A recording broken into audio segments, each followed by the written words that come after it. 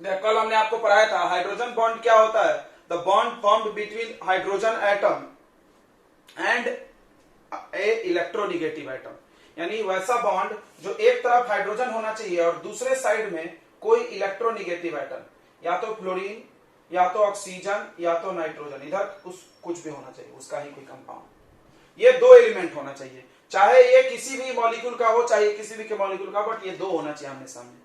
ये बॉन्ड क्यों बनता है ये भी समझाया गया था, क्योंकि हाइड्रोजन पे पार्शियल पॉजिटिव चार्ज होता है और इलेक्ट्रोनिगेटिव पे पार्शियल निगेटिव, तो प्लस माइनस एक तरह से चिपक जाता है। क्या ये बॉन्ड आयनिक बॉन्ड जैसा है? नहीं, बिल्कुल नहीं है। ये बॉन्ड कोवेलेंट मॉलिक्यूल बनाते हैं और ये आयनिक बॉन्ड से बहुत कमजोर है, क्योंकि इसमें पार्शियल चार्ज है, पूरा प्लस माइनस नहीं होता है, ठीक है। बट इसके प्रभाव बहुत मजबूत हैं, मतलब ये बोलते ना कम में बम, थोड़े से में ज्यादा धमाका कर दिया वाला काम है, मतलब इफेक्टिव कम है, मतलब मजबूत कम है, लेकिन कारनामे बड़े बड़े करते हैं। ये देखते हैं इसके कुछ कारनामे हम लोग। तो आपको दो टाइप भी पढ़ाए गए होंगे, इंटरमॉलिक्यूलर, इंट्रामॉलिक्यूलर। इंटरमॉलिक्यूलर क्या होता है? इंटर वर्ड का मतलब होता है आपस में, जहां भी साइंस में इंटर आया तो समझ जाओ दो लोग की बात कर रहे हैं आपस में। तो इंटरमॉलिक्यूलर हाइड्रोजन बॉन्ड यानी ऐसा हाइड्रोजन बॉन्ड दो जो अलग अलग मॉलिक्यूल्स को जोड़ते हैं। और एक इंट्रा है, इंट्रा क्या होगा? एक ही मॉलिक्यूल के अंदर होंगे वो, उसमें दो अलग अलग मॉलिक्यूल नहीं होता है। उसका एग्जांपल बड़ा यूनिक था, आपको याद होगा, बेंजीन रिंग पे एक तरफ OH एक तरफ NO2, क्या नाम था? ऑर्थो नाइट्रोफिनॉल, ठीक है। तो ये सब हो गया था। अब हम आपको पढ़ाने वाले कंडीशन बच्चों कि हमको कैसे पता चलेगा कि कब हाइड्रोजन बॉन्ड बनेगा। जैसे हम अपने मन से कोई भी कंपाउंड ऐसा लिख दिए, मान लो हमने H2SO4 लिख दिया, अब हमको H भी दिख रहा O भी दिख रहा, क्या हाइड्रोजन बॉन्ड बन जाएगा? पहला सवाल। दूसरा, ऐसे हम अपने मन से जब कंपाउंड लिखते जाएं तो हमको कैसे पता चलेगा कि किसमें हाइड्रोजन बॉन्ड है? जैसे ये कंपाउंड हमने कुछ लिख दिया बोर्ड पे, अब आप बताओ कौन हाइड्रोजन बॉन्ड बनाता होगा आपस में? हाइड्रोजन बॉन्ड क्या है? आपस में, मतलब ये एक फिर दूसरा एक फिर तीसरा एक, ऐसे वो जुड़े होंगे। इन लोगों के बीच में तो कोवेलेंट बॉन्ड होगा। हाइड्रोजन बॉन्ड कौन बनाता है? Covalent bond, covalent molecule. मतलब हमारे पास एक वाटर मॉलिक्यूल है, तो वाटर के अंदर जो बॉन्ड है वो सब तो कोवेलेंट है, और बाद में जो बॉन्ड आएगा मतलब ये एक कोवेलेंट, फिर एक और ये कोवेलेंट वाटर, दो कोवेलेंट, और ये दोनों कोवेलेंट को जोड़ने वाला हाइड्रोजन बॉन्ड होता है, अलग अलग मॉलिक्यूल को। इसको इंटरमॉलिक्यूलर हाइड्रोजन बॉन्ड भी यही बोलते थे, ठीक है। तो हमको कैसे पता चलेगा? मान लो हम 10 कंपाउंड लिख देते, तुम बता सकते कब हाइड्रोजन बॉन्ड बनेगा? नहीं। तो इसके लिए आपको पढ़ना चाहिए कंडीशंस, ठीक है। चलिए तो कंडीशन पढ़ते हैं ताकि हम जज कर सके हाइड्रोजन बॉन्ड खुद से बना के बनेगा नहीं बनेगा। चलिए देखते हैं। तो हाइड्रोजन बॉन्ड बनने के बच्चों दो कंडीशन है।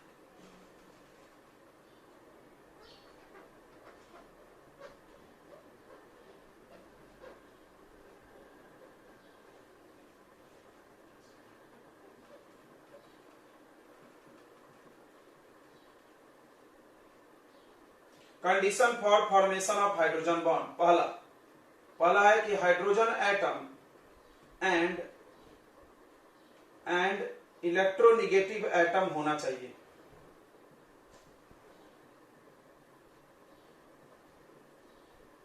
इलेक्ट्रोनिगेटिव एटम मतलब आपके पास ये ऑप्शन है, फ्लोरीन, बार बताया जाता है, nitrogen, oxygen must be present. और दूसरा कंडीशन ही बड़ा जबरदस्त है कि हाइड्रोजन एटम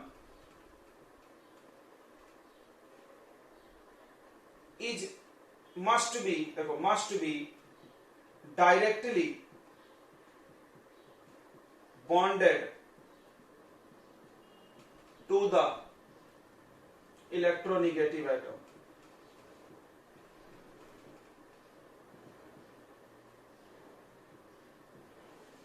समझेंगे इस बात को, बड़ा इंपॉर्टेंट है ये।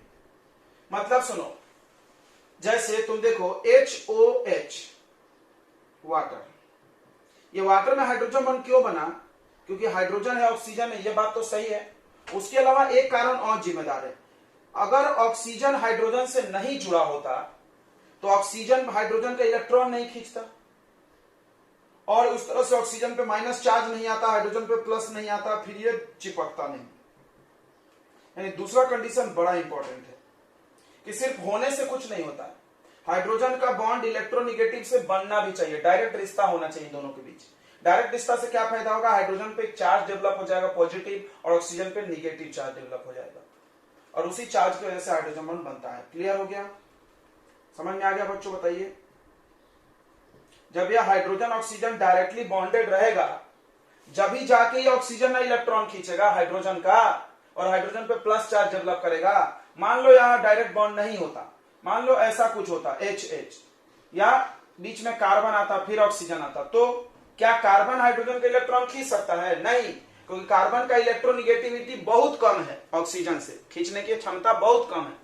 जब ये नहीं खींच पाएगा तो हाइड्रोजन पे प्लस चार्ज आएगा? नहीं आएगा, नहीं आएगा तो बॉन्ड ही नहीं बनेगा। सिर्फ हाइड्रोजन ऑक्सीजन होने से कुछ नहीं होता, होने के साथ साथ वो दोनों एक दूसरे के साथ बॉन्ड में भी होना चाहिए। यह दूसरा कंडीशन बड़ा इंपॉर्टेंट है। चलिए अब हम लोग कुछ एग्जांपल्स देखते हैं। एक क्वेश्चन है, क्वेश्चन ऐसे आते हैं कि कौन सा कंपाउंड इसमें हाइड्रोजन बॉन्ड बनाएगा? Which of the compound form hydrogen bond?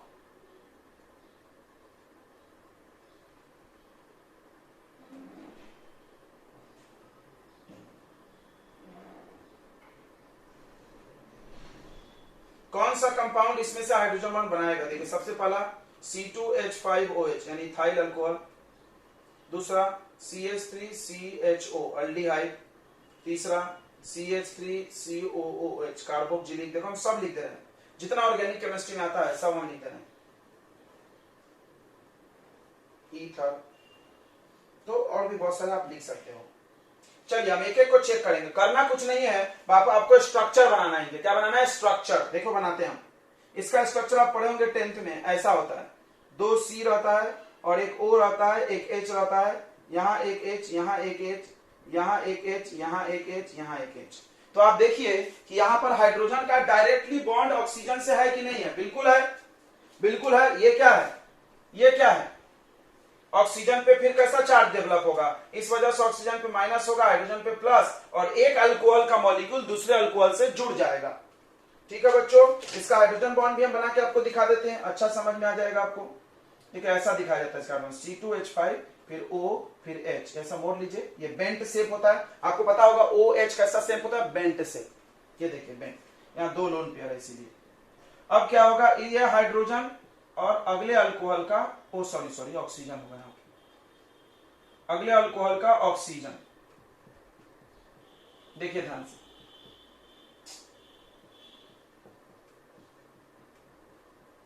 तो ये बन गया हाइड्रोजन बॉन्ड। क्लियर हो गया बच्चों? आई थिंक हो गया होगा, थोड़ा सा क्लियर हो गया होगा। चलिए इसको बना के देखते हैं स्ट्रक्चर। तो हाइड्रोजन बॉन्ड बनाएगा कि नहीं बनाएगा? बिल्कुल बनाएगा, टिक मार दो। तुम देखो सब में ऑक्सीजन हाइड्रोजन, लेकिन हम गारंटी नहीं ले सकते कि सब हाइड्रोजन बॉन्ड बनाएंगे, ये बनाएगा। ओके, अब इसको देखिए, इसको देखिए, स्ट्रक्चर बनाना है आपको। देखिए CH3 है तो कार्बन से 3 हाइड्रोजन जुड़े होंगे, और C डबल बॉन्ड O और H।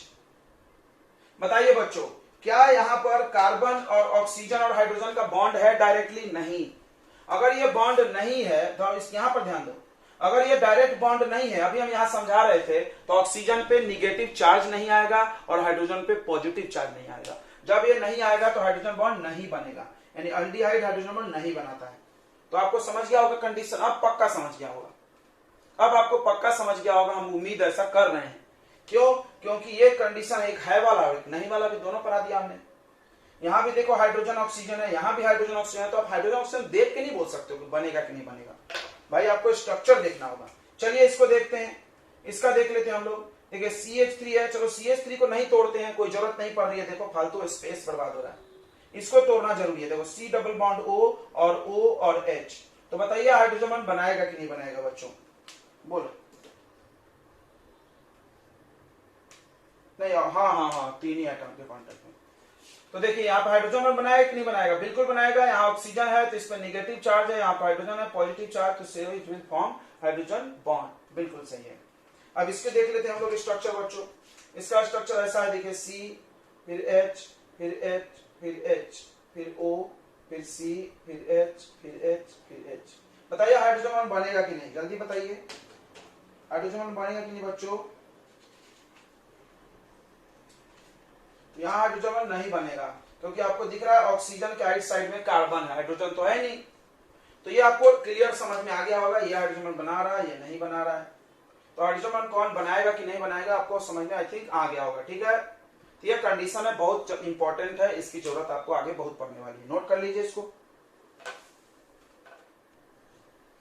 तो थोड़ा सा आपको यहाँ पर एप्लीकेशन हम लोग पढ़ लेते हैं, इसका बड़ा जरूरत पड़ेगी आपको, हर जगह केमिस्ट्री में हाइड्रोजन बॉन्ड का नाम आता है। ठीक है, अब तुम वैसा बोल सकते हो कि केमिस्ट्री में ज्यादातर एक्सेप्शन आप बोलते हो जिसको, वो हाइड्रोजन बॉन्ड के वजह से होता है। अगली बार आपको कुछ भी लफड़ा दिखे कि ऐसा होना चाहिए, ऐसा हो गया, तो आप किसका नाम फंसा देना, हाइड्रोजन बॉन्ड का नाम फंसा देना, यही जिम्मेदार होगा। तो बहुत सारे एक्सेप्शन ये करता है, कुछ इसमें हम लोग देखते हैं। सबसे पहला है बच्चों मेल्टिंग एंड बॉइलिंग पॉइंट के लिए समझते हैं क्या है।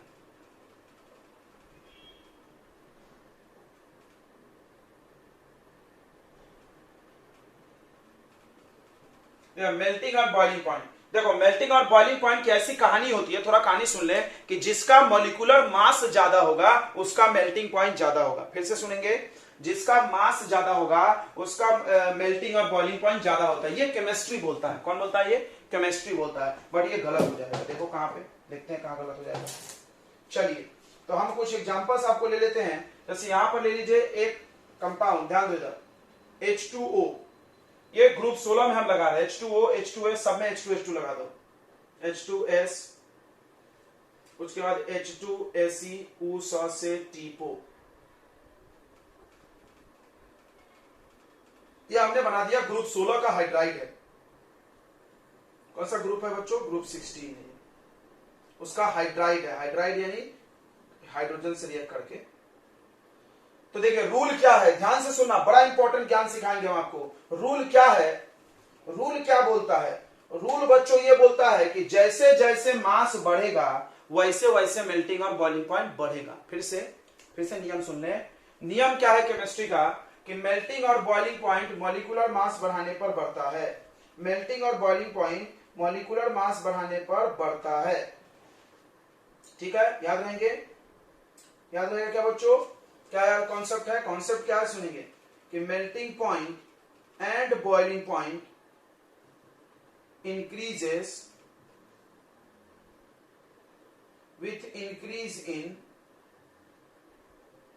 with increase of molecular mass।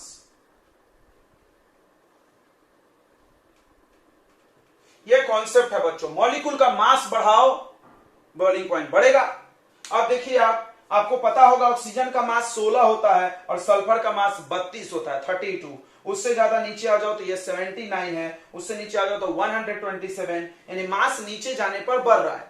तो अगर आप मास नीचे जाने पर बढ़ रहा है तो आप गेस करो कि मेल्टिंग और बॉइलिंग पॉइंट में सबसे ज्यादा किधर होना चाहिए, नीचे होना चाहिए, नीचे होना चाहिए, नीचे होना चाहिए कि नहीं होना चाहिए, बताइए।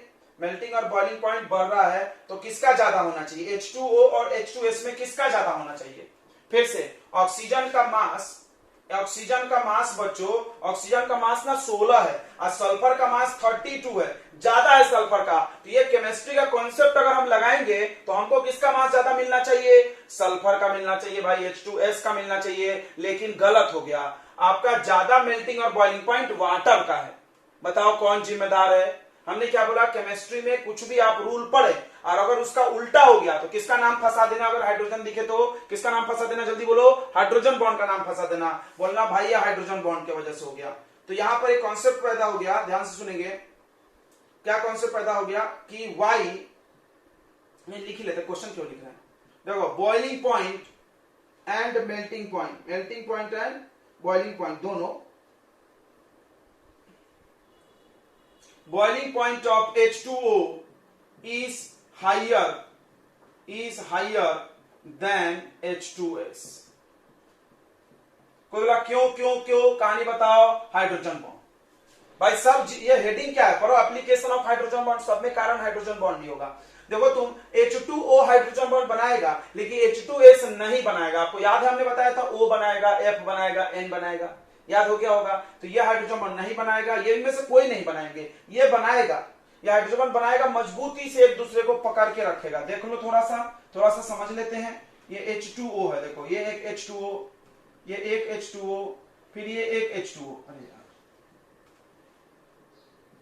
ये सब आपस में हाइड्रोजन बॉन्ड से ऐसे जुड़े रहेंगे। अच्छा, H2S में कोई हाइड्रोजन बॉन्ड नहीं है, ये अकेला अकेला घूम रहा है। तुमको भी पता है एकता में बल है भाई, ये अकेला अकेला, इसको उड़ा दो गर्म करके उड़ जाएगा फट से, क्यों अकेला अकेला है।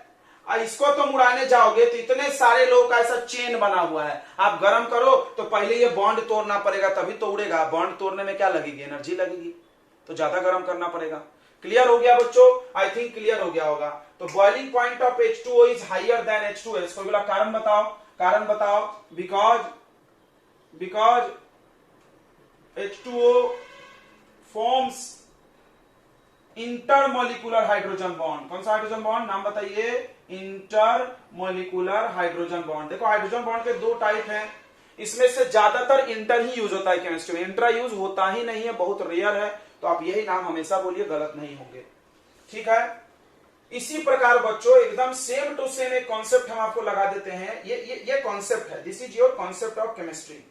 केमिस्ट्री क्या बोलता है कि मोल्टिंग और बॉइलिंग पॉइंट मास पे बढ़ना चाहिए, तो उस हिसाब से तो H2S का ज्यादा होना चाहिए, लेकिन हो गया वाटर का ज्यादा। हाय रामा, गजब हो गया। कैसा हो गया गजब, बताइए?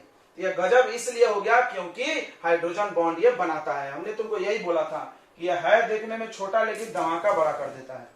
देखिए अब अगला देखिए, ऐसा ही आप आ जाइए ग्रुप 15 में, ऐसा ही आ जाइए आप ग्रुप 17 में, हर ग्रुप में ऐसा ही कांड आपको दिखेगा, ठीक है। सिमिलरली आप चाहो तो देख सकते हो, सिमिलरली इन ग्रुप, ध्यान से सुने, सिमिलरली इन ग्रुप कौन सा 15, ग्रुप 15 में बॉइलिंग पॉइंट ऑफ NH3, तो N का H लगा के NH3 किससे ज्यादा होगा? PH3 से, इज मोर देन PH3। बस यहां पर एक्सेप्शन है, उसके नीचे नहीं है, उसके नीचे नहीं है, उसके नीचे ठीक है, बढ़ रहा है बढ़ रहा है, और तुम नीचे आओगे तो ये बढ़ रहा है, यहां से यहां तक पूरा सही है, ये लापरा कर दिया, इसका कम होना चाहिए लेकिन वो ज्यादा हो गया। तो boiling point of NH3 is more than PH3, यहां भी उल्टा NH3 का ज्यादा हो गया, यहां पर भी HF का। इन ग्रुप 17 में देखोगे तो boiling point of HF is more than HCl। देखो तो जहां जहां बॉइलिंग पॉइंट अगर बढ़ गया, सुन ले, अगर किसी भी कंपाउंड का बॉइलिंग पॉइंट अचानक से बढ़ गया जो कि बढ़ना नहीं चाहिए था, तो अब हाइड्रोजन बॉन्ड को जिम्मेदार ठहरती है, अगर उसमें हाइड्रोजन दिख रहा है तो, ठीक है। तो hydrogen bond increases boiling point of compound.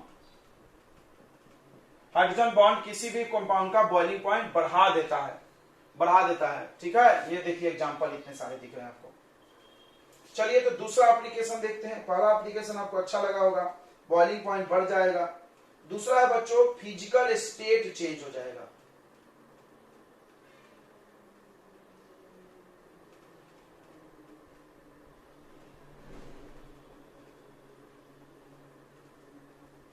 तो देखिए हाइड्रोजन बॉन्ड बनने से फोर्स बढ़ेगा, फोर्स बढ़ेगा तो मॉलिक्यूल पास पास में आएंगे तो उसका स्टेट भी बदलेगा। देखो ध्यान से सुनना, hydrogen bond increases intermolecular force of attraction.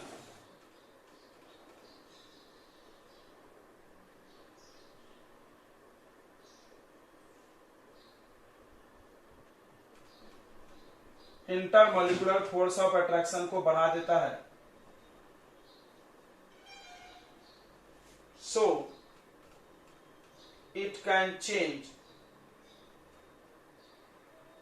state of compound।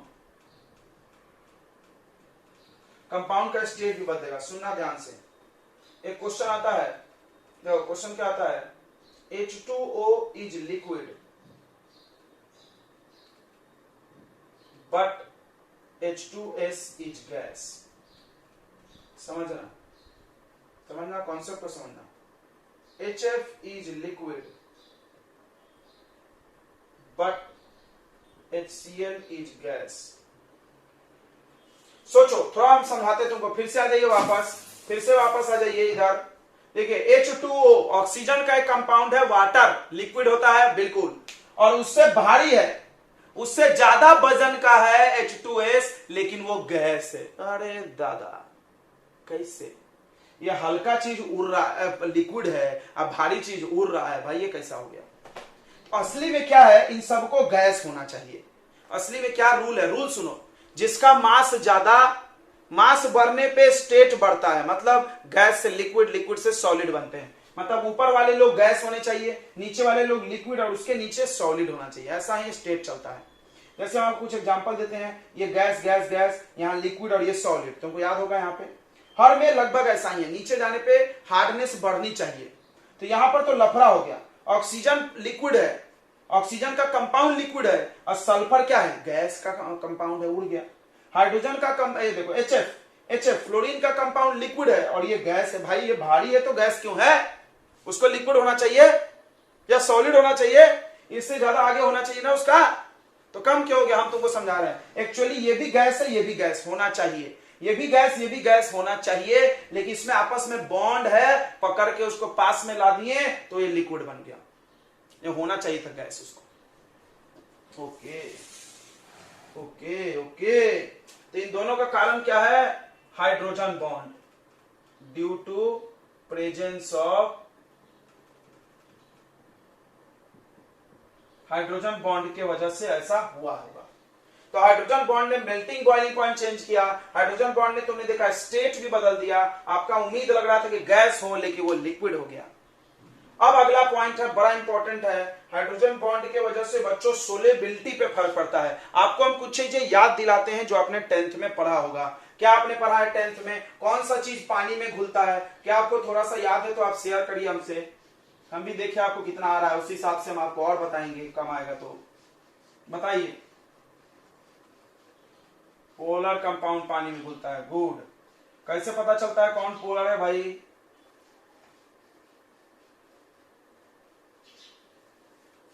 Okay अच्छा, कार्बन वाले कंपाउंड पानी में घुलते हैं कि नहीं, कार्बन वाले कंपाउंड पानी में घुलते हैं कि नहीं, बताइए। नहीं घुलते हैं, बिल्कुल सही। कोवेलेंट कंपाउंड है, पानी में नहीं घुलेगा, कार्बन कोवेलेंट बनाता है, भाई नहीं घुलेगा, बिल्कुल सही। ये केमिस्ट्री भी बोलता है, ये आपने नोट कर लिया ना, केमिस्ट्री भी यही बोलता है बच्चों, केमिस्ट्री भी यही बोलता है। सुनेंगे सोलिबिलिटी के बारे में, देखो पहले तुमको नॉर्मल रूल सीखना होगा ना बच्चों, तब ना तुम समझोगे कि एक्सेप्शन कैसे हो रहा है। अब देखो ये सबको पढ़ाया जाता है एक्सेप्शन बोल के, एक्सेप्शन एक्सेप्शन, अब काहे का एक्सेप्शन, सबके लिए कारण दे रहे हैं हम तुमको। तो कॉन्सेप्ट बहुत है केमिस्ट्री में, बस सामने वाला एक्सेप्शन बोल बोल के परेशान कर देता है। तो देखते हैं अगला पॉइंट बच्चों, तीसरा पॉइंट है गजब का है, सोलेबिलिटी। देखिए बच्चों, अभी तक अगर आपने सुना होगा तो दो बातें बड़ा फेमस है केमिस्ट्री में, कि आयनिक कंपाउंड, सुन लेंगे, आयनिक कंपाउंड्स जो होता है, आयनिक कंपाउंड जितने भी हैं उसमें प्लस माइनस चार्ज होता है, अपने आयंस में टूट जाता है, ये पानी में घुलते हैं, सोलेबल इन वाटर। वाटर को पोलर सॉल्वेंट बोला गया है क्योंकि वाटर में प्लस माइनस चार्ज होता है, HOH, इसमें O पे निगेटिव चार्ज है और H पे पॉजिटिव, इसीलिए पोलर बोले। बढ़िया, जबरदस्त। और आयनिक बॉन्ड भी प्लस माइनस से बना होता है। तो एक रूल पढ़ाया जाता है, लाइक डिजॉल्व लाइक, मतलब प्लस माइनस वाले में जाके घुल जाएंगे। ओके अच्छा, उसके बाद पढ़ाया गया होगा आपको कोवैलेंट कंपाउंड जो होते हैं, कोवैलेंट मतलब जो शेयरिंग से बने हुए हैं, वो सब पानी में नहीं घुलते हैं, insoluble in water,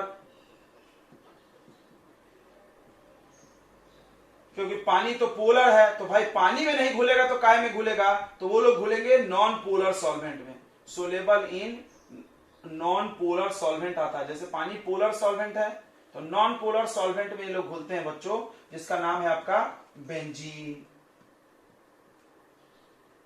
CCl4, carbon tetrachloride, alcohol, उसके बाद ईथर, ऑयल, ये सब, ठीक है, ये सब नॉन पोलर है। क्लियर हो गया, बहुत इंपॉर्टेंट ये कॉन्सेप्ट है। देखिए ये कॉन्सेप्ट है केमिस्ट्री का, कॉन्सेप्ट ऑफ सोलेबिलिटी, एकदम दिमाग में इसको रख ले, बहुत काम आता है ये। 10th लेवल तक तो पूरा सही है, हर जगह सही है। अब इसको थोड़ा हम लोग सुधारेंगे, फिर से सुनेंगे। जितने भी आयनिक कंपाउंड है वो सब पानी में घुलते हैं, क्योंकि पानी पोलर सॉल्वेंट है और आयनिक भी पोलर नेचर का है, प्लस माइनस वाला, यानी प्लस माइनस जिसके अंदर है वो प्लस माइनस वाले में ही जाके घुलेगा। कोवेलेंट बॉन्ड में प्लस माइनस नहीं होता है, तुमको भी पता है, वो शेयरिंग से बनता है, तो वो लोग उसी में जाके घुलते हैं, पानी में नहीं घुलते हैं, वो लोग उसी में जाके घुलते हैं जो कि प्लस माइनस चार्ज वाला नहीं है, जैसे कि बेंजीन वगैरह वगैरह, ठीक है। CCl4 भी नॉन पोलर है, याद करो, 4 क्लोरीन बन जाता था, 0 डाइपोल मोमेंट आता था, याद आ गया होगा तुमको तो। चलिए अब आता है एक्सेप्शन, अब चालू होता है भाई इसकी कहानी, सुनेंगे ध्यान से सुनेंगे। बट ये तो हो गया कॉन्सेप्ट, अब देखो बट लग गया, अब हाइड्रोजन बॉन्ड का कांड चालू।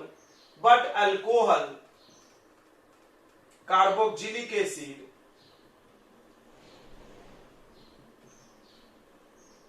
फिनॉल और भी बहुत सारे कंपाउंड है, ETC are covalent compounds, but they are soluble in water.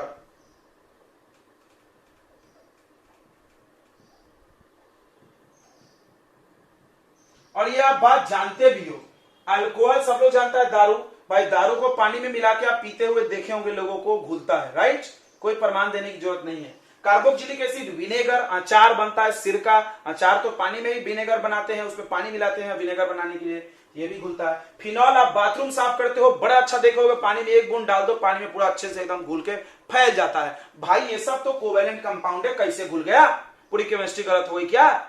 नहीं नहीं नहीं नहीं, जहां आ गया हाइड्रोजन की वजह से लफड़ा, वहां जिम्मेदार है हाइड्रोजन बॉन्ड। चलिए, तो अब आज के बाद आप सोलेबिलिटी की एक नई कहानी सुनने जा रहे हैं कि कोई भी चीज पानी में घुलने के 2 कारण होंगे। आज के बाद आप 2 कारण बताइएगा, एक मत बताइएगा। यह अधूरा ज्ञान था 10 तक, एक अधूरा ज्ञान है, इसको कंप्लीट करते हैं। पानी में घुलने के 2 कारण होंगे, या तो वो आयंस में टूट जाना चाहिए, या तो वो पानी के साथ हाइड्रोजन बॉन्ड बना लेना चाहिए। फिर से पानी में घुलने के 2 कहानी होती है बच्चों, या तो वो आयनिक होना चाहिए, वो अपने आयंस में टूट जाए, फिर पानी में घुलेगा, बिंदास घुलेगा, जैसा कि सभी आयनिक कंपाउंड घुलते हैं। ये बात हम लोग जान रहे हैं। अब दूसरी नई कहानी अपने दिमाग में आज के बाद ऐड कर लें कि कोवेलेंट कंपाउंड भी कुछ कोवेलेंट कंपाउंड पानी में घुल जाएंगे, क्योंकि वो पानी के साथ हाइड्रोजन बॉन्ड बना सकते हैं। याद कर लिए, क्योंकि वो पानी के साथ हाइड्रोजन बॉन्ड बना सकते हैं। इसमें ईथर भी लिख लो। चलिए देखते हैं, अल्कोहल का देखते हैं, कारण लिख लेते सबका। Because they can form hydrogen bond with water, घुल जाएंगे वो, ठीक है। देखिए समझना ध्यान से, तो अल्कोहल है C2H5O और single bond H dot dot dot, ये वाटर में घुल गया, नहीं HOH से बॉन्ड बना लिया। क्यों भाई? क्योंकि H में प्लस चार्ज है और O में माइनस चार्ज है, और यहां पर भी प्लस है। एक नंबर, जबरदस्त, समझ गया होगा। यानी एक अल्कोहल एक वाटर मॉलिक्यूल से जुड़ गया, जब ये जुड़ गया तो भाई घुलेगा ही घुलेगा, डॉट डॉट डॉट, जाने दो। समझ में आ गया ना? तो ये पानी के साथ, ये देखो ये वाटर है, ये अल्कोहल है, ये वाटर है, दिख रहा है ना? कंफ्यूजन तो नहीं हो रहा ना? देखो देखो, समझना, बच्चे कंफ्यूज आ जाते हैं। पानी के अंदर, पानी में हाइड्रोजन बॉन्ड होता है। अल्कोहल के अंदर, अल्कोहल में हाइड्रोजन होता है। जब पानी अल्कोहल मिलाते हैं तो बीच में अल्कोहल के बीच में पानी घुस जाता है, और उन दोनों में भी फिर से हाइड्रोजन बॉन्ड बन जाता है। क्लियर हो गया? ओके। इसीलिए अल्कोहल पानी में घुल जाता है, ठीक है, याद रहेगा ना? अब कार्बोक्जिलिक एसिड भी वही कहानी है, अब फिनॉल भी वही है, और ईथर भी वही है। यानी कुल मिला के कोई भी कोवेलेंट कंपाउंड, देखिए कोवेलेंट गड़बड़ हो गया, कोई भी कोवेलेंट कंपाउंड अगर पानी में घुला, जो कि घुलना नहीं चाहिए, केमिस्ट्री बोलती है नहीं घुलेगा, हमको यही पढ़ाया गया बचपन से, कोवेलेंट कंपाउंड पानी में नहीं घुलना चाहिए, वो घुलता है नॉन पोलर में, बेंजीन में घुलता है, इसमें घुलना चाहिए। भाई क्यों घुल रहा? हमने तो देखा है, हम झुटला भी नहीं सकते कि नहीं घुलता होगा। आप अपने मन से भाई, तुमने देखा है अल्कोहल में पानी मिलाते हुए, तुमने देखा है विनेगर में पानी मिलाते, तुमने देखा है फिनाइल में पानी मिलाते हुए, सबने देखा है, तो भाई घुल रहा है ना? तुमने देखा है नेल पॉलिश रिमूवर एसीटोन को पानी में घुलते हुए, नेल पॉलिश रिमूवर, याद करो एसीटोन है वो, ये फॉर्मूला है, देख लो, देखो टुक देखे, ये देखो टुक, ये आपका एसीटोन है, एसीटोन नेल पॉलिश रिमूवर। आप इसको पानी में डालो, घुलता कि नहीं घुलता? बिंदास घुलता है, देख लेना आप करके, बढ़िया से घुलता है, पता भी नहीं चलता है। तो घुलता है। भाई क्यों घुला? ये तो कार्बन का कंपाउंड है, कोवेलेंट है, कहीं नहीं घुलना चाहिए। कैसे गलत हो गया केमिस्ट्री? गलत गलत कुछ नहीं हुआ भाई। आप एक कॉन्सेप्ट और सीख लो कि अगर कोई ऑर्गेनिक कंपाउंड पानी में घुल रहा है, इसका यही कारण है कि वो पानी के साथ हाइड्रोजन बॉन्ड बना सकता है। ओके, समझ में आ गया? तो ये तीसरा कारण जो हाइड्रोजन बॉन्ड की वजह से होने वाली तीसरी कांड है। हाइड्रोजन बॉन्ड टोटल 6 केस में नामजद है, 6 केस में हाइड्रोजन का नाम चल रहा है, उसके वजह से सब कांड हो गए हैं। देखो आप 3 केस हो गया इसमें से, और 3 बचा। ठीक है, तो आप ये स्ट्रक्चर ऑफ आइस देख लीजिए, ऐसा है, ये वाटर है, यानी जब H2O लिक्विड में होता है तो ऐसा रहता है, जब H2O सॉलिड बनता है तो ऐसे पूरे जुड़ जाते हैं सब, और एक टेट्राहेड्रल शेप का निर्माण कर लेते हैं। अब इसके बीच में बहुत सारा स्पेस खाली है, ध्यान से देख लो तुम, बहुत सारा स्पेस खाली है कि नहीं है? बताइए। सो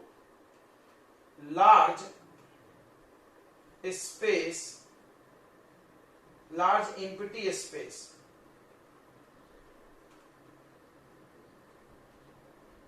are present in ice. As a result, its volume increases. देखो वॉल्यूम बढ़ जाएगा। वॉल्यूम मतलब क्या होता है? Space cover. स्पेस जो इसको रखने में लगेगा वो ज्यादा लगेगा भाई, वो फैल गया बनते वक्त। जब वॉल्यूम बढ़ेगा तो डेंसिटी घटना ही घटना है, hence density of ice decreases. इसीलिए ice float on water surface.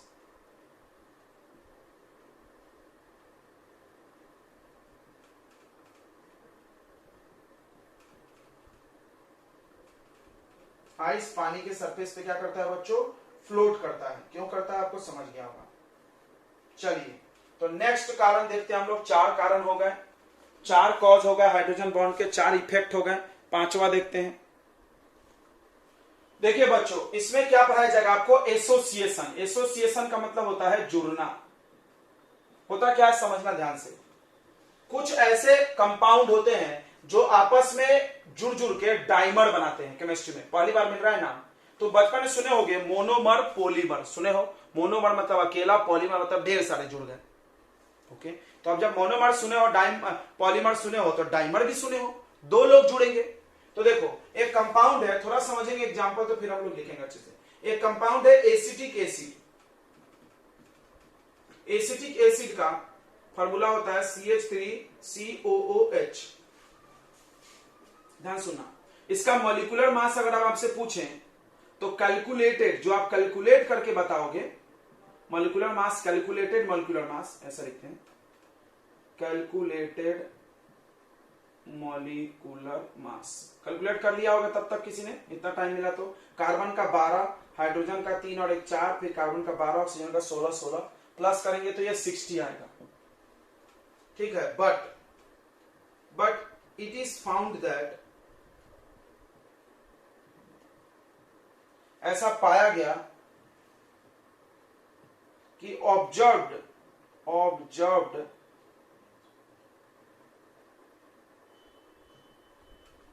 Molecular mass, जब देखा गया उसको प्रैक्टिकली नाप के, तो ये 120 हो गया भाई, इसका डबल हो गया। क्यों हुआ? इसका कहानी समझते हैं। क्योंकि एक्चुअली एसिटिक एसिड क्या करता है, ऐसा स्ट्रक्चर है इसका, देखो C डबल बॉन्ड O और फिर यहां पर O, फिर यहां पर H, यहां बेंट शेप है। अब एक और CH3COH भी है। अरे रे, एक सेकेंड, गड़बड़ हो गया।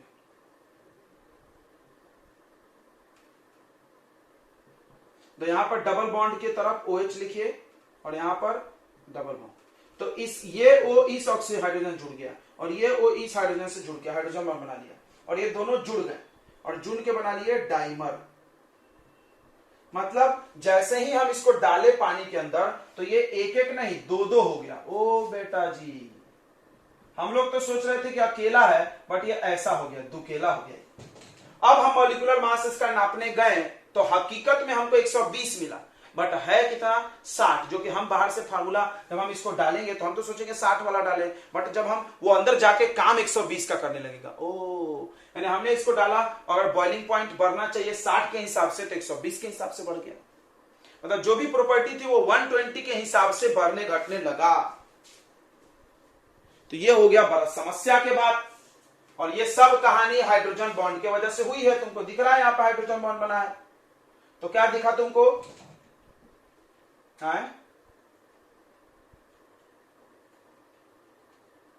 तो हाइड्रोजन बॉन्ड के लिए ऑक्टेट थोड़ी देखा जाता है। लीजिए पूरी कहानी खत्म हो गई, अभी आप कंफ्यूज हैं। देखिए थोड़ा सा अच्छा क्वेश्चन पूछा इसने, किसी को कंफ्यूजन दूर करेगा। देखिए ऑक्सीजन ने अपना बॉन्ड बना के काम खत्म कर दिया, बिल्कुल बात सही है, लेकिन ये जो हाइड्रोजन बॉन्ड बना वो किस वजह से बना है? बॉन्ड बनने के बाद इन लोगों पे प्लस माइनस चार्ज थोड़ा सा आ जाता है, पोलर नेचर, और उसके वजह से वो बॉन्ड बना हाइड्रोजन बॉन्ड। हाइड्रोजन बॉन्ड कोई उससे ऑक्टेट पूरा नहीं होता है, ना उससे कोई इलेक्ट्रॉन आता जाता है, ऐसा कुछ नहीं है। बस एक तरह का बल हो गया, अट्रैक्शन हो गया, प्लस माइनस से थोड़ा सा चिपक गए, उसमें ना इलेक्ट्रॉन लेना पड़ा, ना देना पड़ा, ना कुछ नहीं। समझ में आ गया? हाइड्रोजन बॉन्ड के लिए ऑक्टेट ऑक्टेट देखना नहीं है आपको, ठीक है?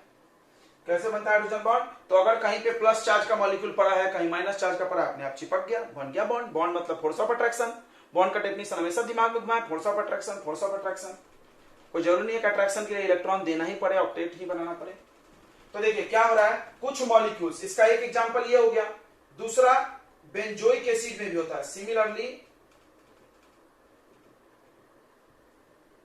Similarly it happens in benzoic acid. Benzoic acid तो जानते होंगे आप, बेंजीन रिंग पढ़े हो ना बचपन में, 10th में पढ़े होंगे। बेंजीन है, इस पे ओइक, ओइक मतलब क्या होता है? COH। ये बेंजोइक एसिड है, इसमें भी ऐसा कहानी होता है, ये भी डाइमर बना लेता है। तो सम ऑर्गेनिक कंपाउंड्स, ऑर्गेनिक नहीं होता है, compounds join together to form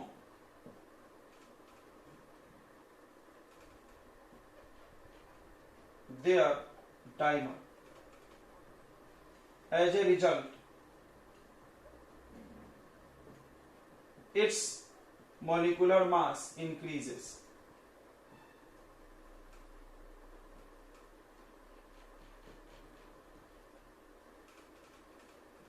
इसका मॉलिक्यूलर मास क्या हो जाता है बच्चों? बढ़ जाता है, ठीक है? चलिए तो अगला है 6th नंबर। 6th नंबर है इसका वजह से विस्कोसिटी और सरफेस टेंशन।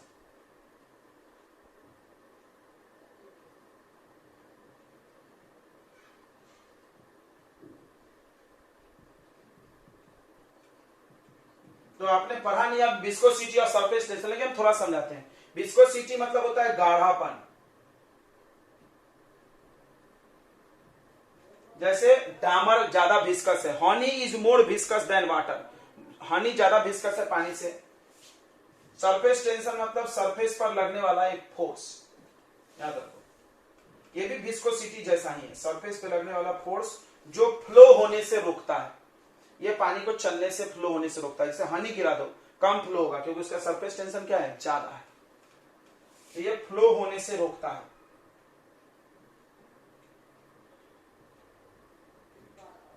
फ्लो होने से अपोज करने वाला प्रॉपर्टी, ऐसा प्रॉपर्टी जो फ्लो होने को अपोज करता हो। अब सुनना, अगर हाइड्रोजन बॉन्ड बनेगा, ये एकदम चिपकने लगेंगे, तो विस्कोसिटी और सरफेस टेंशन बढ़ जाएगा और फ्लो नहीं होगा और गाढ़ा लिक्विड हो जाएगा। सुन लेना कि अगर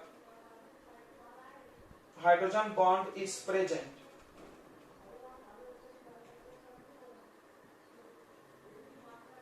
then it increases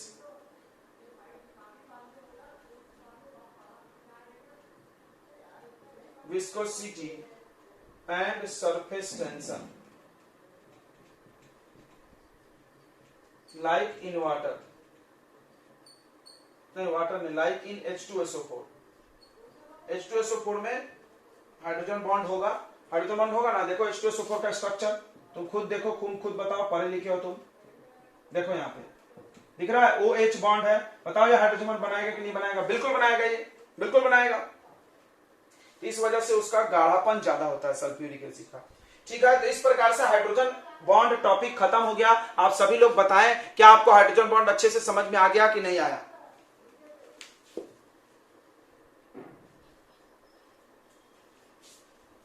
हाँ, 3 एटम बराबर, 2 इलेक्ट्रॉन 3 इलेक्ट्रॉनों के बीच में शेयर होगा। This is also called banana bond, this is also called banana bond. ठीक है,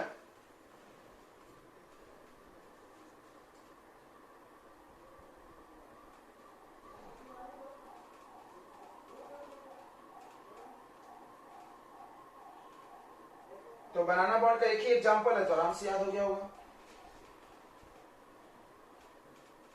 चलिए आप बना लीजिए इसको।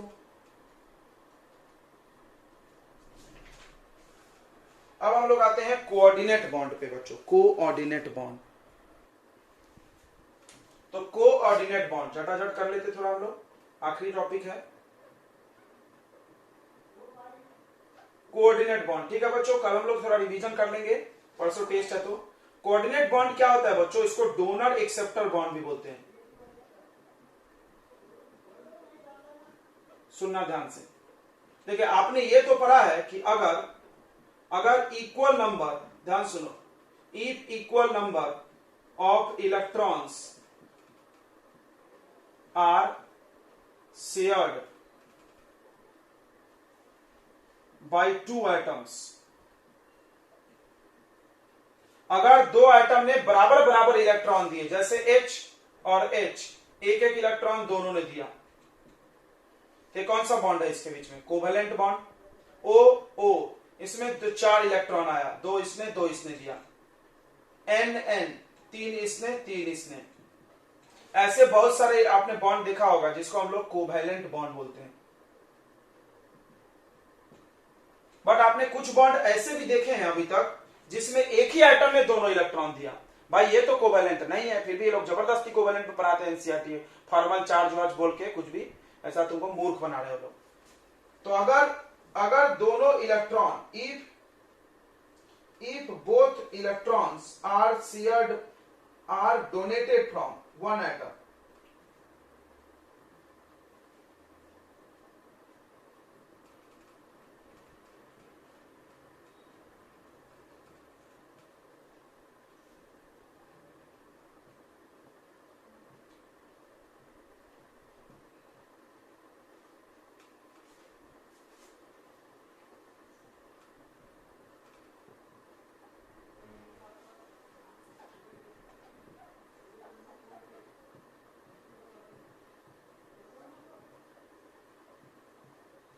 Then it is called coordinate bond. ध्यान से सुनना, कोऑर्डिनेट बॉन्ड वही बना सकता है जिसके पास लोन पेयर बचा हो। फिर से सुनो, अगर तुम्हारे पास खाना बचा होगा तब ना दूसरे को खिलाओगे, खुद भूखे रहोगे तो शायद ही कोई खिलाने वाला है। आपके पास इलेक्ट्रॉन बचा रहेगा तभी ना आप किसी को दान दोगे, दान देने वाला ये बॉन्ड है। तो ये बॉन्ड ज्यादातर 15, 16 और 17 ग्रुप के एलिमेंट बनाते हैं। सुन लो कि this bond is formed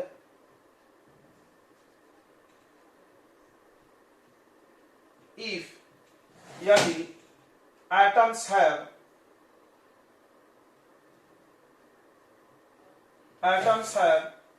lone pair of electrons। Example देखो, NO2 को देखो, NO2 में देखो नाइट्रोजन डबल बॉन्ड ऑक्सीजन, ठीक है। NO2 नहीं, क्या नाम है इसका, H2SO4 या SO3। ओजोन में आपने देखा था, ओजोन O3 में आपने देखा था कि O डबल बॉन्ड O, ये तो समझ में आया था तुमको। बट यहां पर तुम्हारा दिमाग जरूर हिला होगा कि यहां पर हमने एक ऐसा बॉन्ड बना के और यहां प्लस माइनस लिखा था, बट एक्चुअली ये कोऑर्डिनेट बॉन्ड होता है जिसमें ये अपना दोनों इलेक्ट्रॉन इसको दे देता है। तो इसके पास 6 पहले से है, 2 इसको दे दिया, 8 हो गया। अब बच्चा बोला सर इसका 8 कैसे होगा? तो जो दान दिए है वो इसके क्रेडिट में भी रहता है, इसमें भी घूमता है उसमें भी घूमेगा। ठीक है, समझ में आ गया? तो ये ऐसे कोऑर्डिनेट बॉन्ड बनता है O3।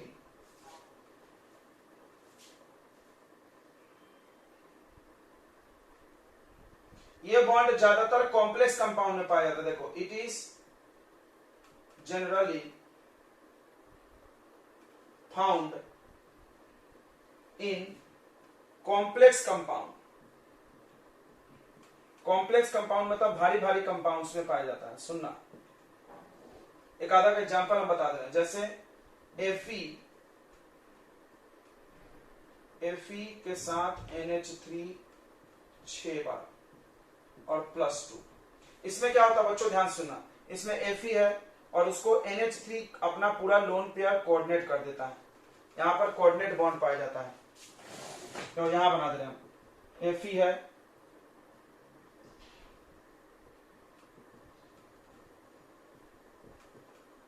सब NH3 अपना लोन पेयर इसको डोनेट कर रहा है, और ये कंपाउंड होता है कॉम्प्लेक्स कंपाउंड। कॉम्प्लेक्स कंपाउंड आपको 12th में पढ़ाया जाएगा और डिटेल में। ये कंपाउंड है, देखो +3 चार्ज है, +2। ठीक है, तो यहां पर ये सब कोऑर्डिनेट बॉन्ड है। और सुनो, तो आपने O3 में देखा था, और भी कहीं ऐसा देखा हो आपके जहां पे एक ही एलिमेंट दोनों इलेक्ट्रॉन शेयर कर रहा हो, वो सब कोऑर्डिनेट बॉन्ड होता है। जैसे देखिए HNO3 में, HNO3 याद करिए, OH ऐसा हो गया, फिर सिंगल बॉन्ड, फिर N डबल बॉन्ड हो। ये सब कहानी तो आपको समझ में आ गई होगी, बड़ा बिंदास, oxygen double bond, nitrogen triple bond, ये डबल बॉन्ड। अब यहां पर एक बॉन्ड बनाया था इन्होंने जबरदस्ती ऐसा, और यहां प्लस माइनस लिखा था, एक्चुअली ये कोऑर्डिनेट बॉन्ड होता है। मतलब इसने अपना लोन पेयर, तो नाइट्रोजन के पास एक लोन पेयर बचा था, वो लोन पेयर वाला इसको ये दे देगा। समझ में आया? इसके पास भी एक लोन पेयर बचा है, वो इसको दे देगा। ये सब देने वाला बॉन्ड डोनर एक्सेप्टर, जो देगा उसको हम लोग डोनर बोलेंगे, और जो लेगा उसको हम एक्सेप्टर बोलेंगे। तो ये डोनर एक्सेप्टर बॉन्ड भी इसको बोला जाता है। ठीक है बच्चों, इसको एरो से दिखाया जाता है। कैसे दिखाया जाता है? एरो, जो दे रहा है उसकी तरफ मुंह करे। बोलिए, आ गया समझ में? तो हाँ बोलिए, आ गया समझ में? आपको 12th में भी ये बॉन्ड मिलेंगे ढेर सारे। ये सब कौन सा बॉन्ड है? कोवेलेंट बॉन्ड, जिसमें इक्वल नंबर शेयर हुआ है। और इसमें क्या हो रहा है? कुछ शेयर इक्वल नहीं हुआ है, तो इसने इधर शेयर किया है, स्टेबल हो गया। जब स्टेबल हो गया तो फिर ये क्यों यहां किया भाई? तो उसने डोनेट किया, उसने बस डोनेट किया इसको। यहां पर भी देखो, नाइट्रोजन 3 बॉन्ड बना के स्टेबल हो गया, फिर ये क्यों बनाया? तो उसने भी डोनेट किया भाई। ये सब डोनर एक्सेप्टर बॉन्ड है। देखो तुम ध्यान से, डोनर वही बन रहा है जिसके पास लोन पेयर है। यानी ये लोग ग्रुप नंबर कौन से होंगे? ग्रुप नंबर 15, 16 और 17। चलो ये भी याद रख सकते हो। यानी ये ग्रुप नंबर जो होगा वो 15, 16, 17 समझते हैं। तो 15 वालों को 3 बॉन्ड बनाना पड़ता है, 16 वालों को 2 और 17 वालों को 1, और इलेक्ट्रॉन इनके पास ज्यादा है। तो ये खुद का पेट भरने के बाद जो खाना बच गया है वो किसी को दान कर देंगे। याद हो गया? खुद का खाना खाने के बाद जब पेट भर गया, देखो नाइट्रोजन का 3 स्टेबल हो गया, फिर भी बचा हुआ है, डोनेट कर सकते हैं। ऑक्सीजन का है, बढ़ गया है पेट, 2 स्टेबल हो गया है, फिर भी बचा है, डोनेट कर दिया। यहाँ पर देखो आयरन है, NH3 के पास, सबके पास एक एक लोन पेयर है, NH3 भी स्टेबल है, सब है, तो इसने इसको डोनेट कर दिया। क्लियर है? ये सब डोनर एक्सेप्टर बॉन्ड है, ये कोऑर्डिनेट बॉन्ड बोला जाता है। ठीक है, हो सकता है एनसीईआरटी में आपको कोऑर्डिनेट बॉन्ड को कैसे पढ़ाया जाता है कि भाई इसने इसका ले लिया, इस पे माइनस चार्ज, इस पे प्लस चार्ज। बात वही है, जिसको आप माइनस प्लस बोल के फॉर्मल चार्ज वगैरह पढ़े हो, वो सब एक्चुअली कोऑर्डिनेट बॉन्ड था।